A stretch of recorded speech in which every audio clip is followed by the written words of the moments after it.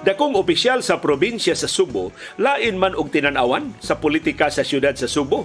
Murag way bilib sa incumbent nga liderato. Nagplano nga modagan sa Cebu City sa 2025.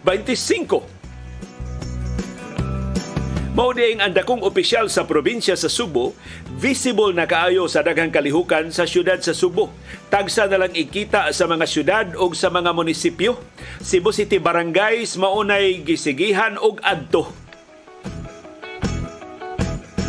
Kung mahinayon ning iyang plano, si Mayor Mike Rama mao iyang ika-engkwentro.